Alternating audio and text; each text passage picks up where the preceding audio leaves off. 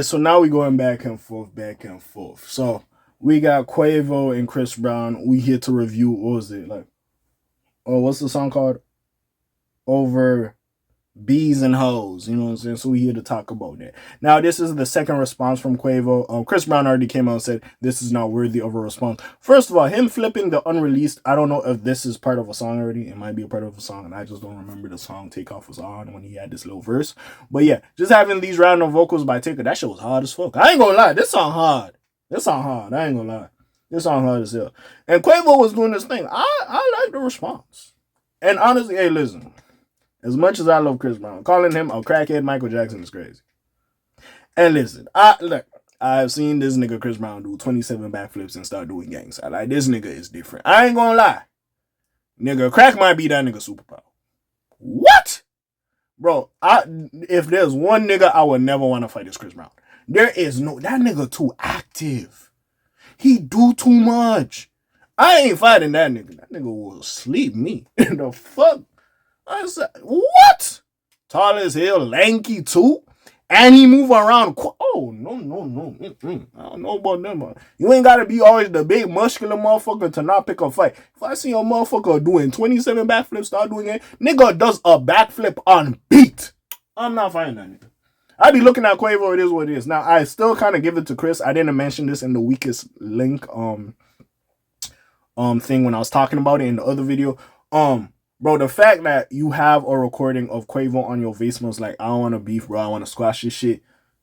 You get little points for that. I'm not gonna lie, you do get little points for it. And to this day, I still don't understand. Listen, Karrueche Tran is a very beautiful woman. Very beautiful. Shit, if I had a shot with Karrueche, listen, I understand. But nigga, this is I remember when y'all niggas was almost fought at the BET Awards. Like, y'all still doing this over Karrueche? Bro, does Karrueche have a man? Like, I have to go look into Karrueche and see what she doing. Saweetie catching some fucking some slugs.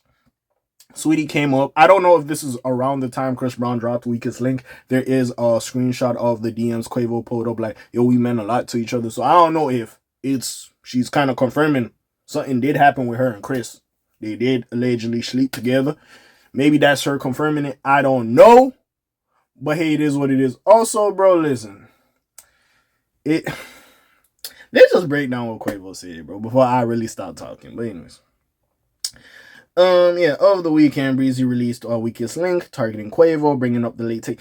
Also, he didn't bring up Takeoff disrespectfully, but I get it. Quavo didn't want to hear that. Takeoff. Among other claims, he also claimed that he slept with Saweetie while she was still dating Quavo and spread the Migos rapper the humiliation of a public ass beating at Fashion Week. When they were seated right next to each other. Moreover, Chris Brown, out of all people, attempted to level the playing field with domestic violence allegations. Listen, Chris Brown, I know the Saweetie shit happened with Quavo, but maybe it's me.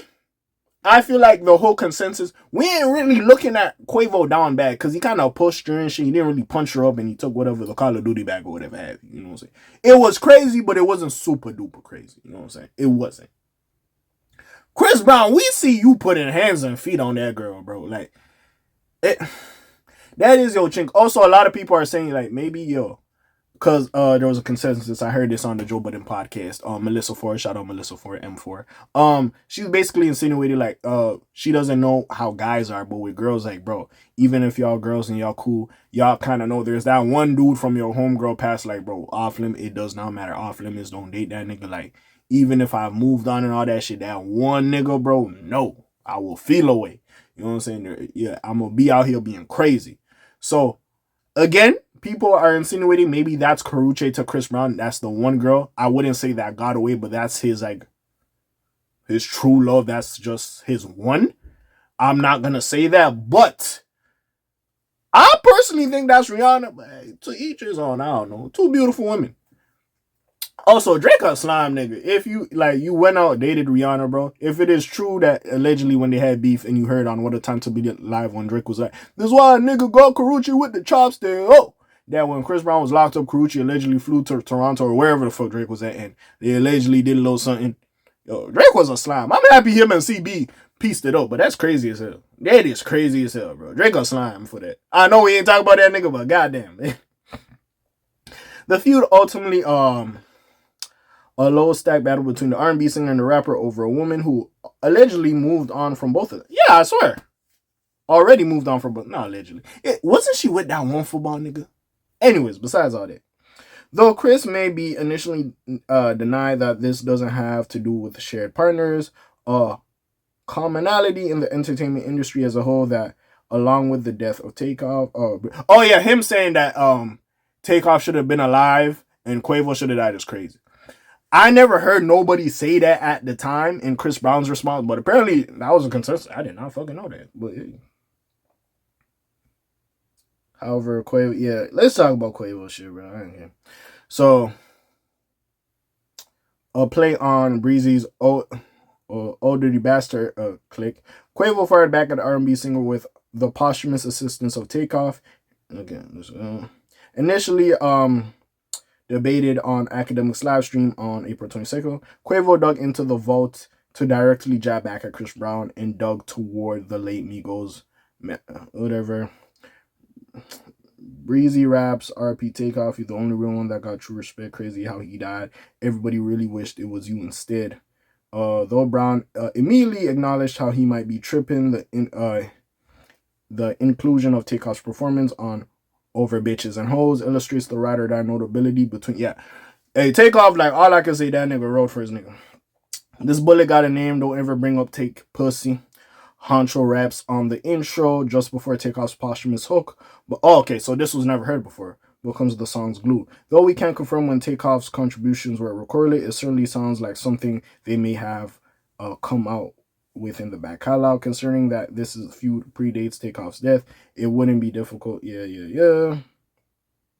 And yeah, Saweetie posts, hopefully the model he turns into me replies. And she posted the screenshot. So at this point, I think she did actually fuck him. But anyways, one of the biggest bombshells, Saweetie, though Karrueche remains the center of the beef. Yeah, I don't know. He slept with Quavo's ex. I want to hear Quavo's bars. I don't know. Quavo questions Breezy, pushing this in. Little boy want to die about some coochie? Bow. You still fucked up about Karrueche? You know what I'm saying? Quavo! Sorry. I do all that, man. And then assault allegations. Oh, yeah. Quavo also brought up the fact that apparently Frank and Chris Brown had a fight, and Frank possibly won. We all know the Rihanna situation. I'm not going to keep bringing that up. And also, apparently, he tried to beat up that party where Chris Brown and Usher were fighting. I forgot, like, the Lovers of R&B shit. I forgot what it was called. Apparently, Briss was trying to beat up Teyana Taylor. And apparently, Usher stopped in the way to try to stop that shit. Nigga, what? I thought Teyana was your home. Nigga, Briss. Briss.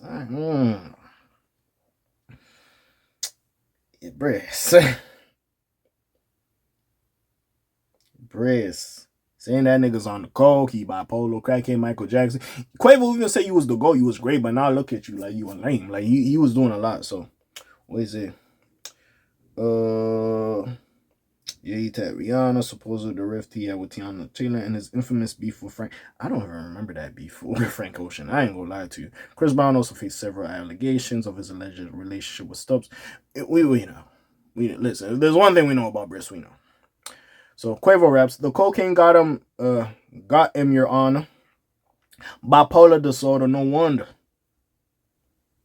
What else he said? You was the greatest, nigga, you fumbled. Going outside, I'm watching you crumble. Why they got Quavo out here going back and forth with a singer that turned to a junkie? Street ties, he was talking. He's saying, apparently niggas ran up in your house and tied your aunt because you wasn't paid. Now, I don't know. Listen, we have heard from certain people that, Chris, I like to call him Chris Brown. You know what I'm saying? He's Big Paru. You know what I'm saying? So, a lot of times people say entertainers who don't come in the industry as like a gang member, they buy their way in. We have heard that assumption and stuff like that before. So I don't know if you are insinuating he bought his way into the gang and Maybe he didn't pay and they came to tie up his aunt in the crib. We don't know. But I feel like that is what Quavo is assuming. So I 100% don't know. But anyways, furthermore, Quavo specifically calls out Breezy for putting on the tough guy image. Once again, questions Breezy's authenticity. I can't speak. Is he real or not, nigga? I hate these big ass words. Nigga, you ain't been in the trenches. We stomp in the yard. You know how that ended. Oh, that's hard. Sorry, that's hard. I ain't gonna lie. That's hard. No, that's hard, nigga. Nigga, that's hard. Like, that's hard. If y'all never watched Stomp in the Yard, Chris Brown character died very early on. Yo, that shit hard. Sorry. All right, Quavo. But yeah, man, this shit going back and forth. Like I said, Breezy don't want to respond. At this point, it's just crazy. Like, how y'all beefing over women like this? Listen, I'm not going to say you got to be fond of the nigga. But like, come on, folks. Like, ain't that shit? Like, bro, niggas is going to have women between them. My Eskimo brother. My Eskimo. That's all. It happens. Listen, I understand you might not be the happiest. You might feel away, you know what I'm saying? You might not fuck with him like that. But like, nigga, that was a couple damn years ago. Nigga, that was more than what? Like 5 years ago? Like, come on, folks. Come on. If y'all really got that much problems, bro, now it's different. If that also added to problems y'all had, that's one thing. But if it's really your problem started because you like this girl, bro, it looks weird. Also, listen, I get it. Maybe this is one of the girls Chris Brown just loved. He loved this girl. Maybe that's what it is.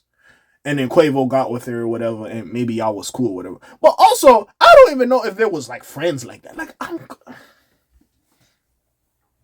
hey man, listen, we will see what happens. Chris Brown's not gonna respond. We'll see. We'll see. If what Quavo says is true, he's bipolar. He might actually respond. But anyways, we'll see what happens. Comments down below. Links in the description. Besides all that, your friendly neighborhood K.A. I'm gone for today. Shlams on peace, y'all. Gang. Aye.